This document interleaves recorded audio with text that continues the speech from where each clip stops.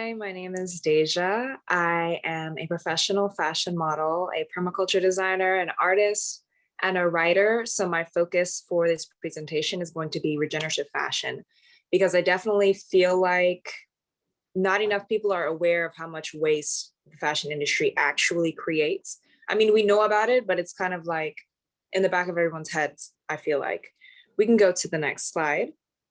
So I think the base misunderstanding that we have is no one knows about soil and what it actually does for us. We always think about everything on the surface. We don't think about the immense amount of planet that is beneath that surface and all of the microbes and everything in the soil that keep us alive, that give us everything we have on the surface. We can go to the next slide. And I believe starting is kind of just realizing that fast fashion embodies human mistreatment. There's a lot of chemical pollution. Sorry, I don't know if we're stuck on this slide, but we can go to the next one if you all are ready.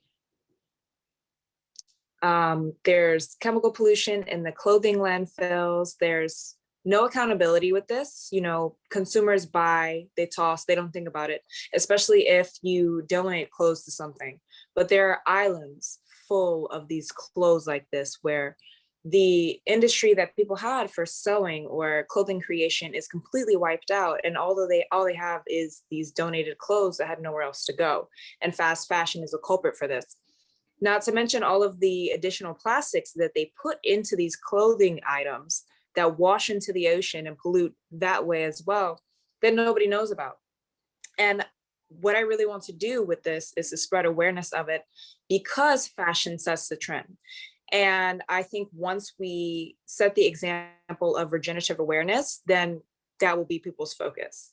So we aim for regenerative, not sustainable, because sustainable kind of keeps you at the same base level and regenerative restores everything.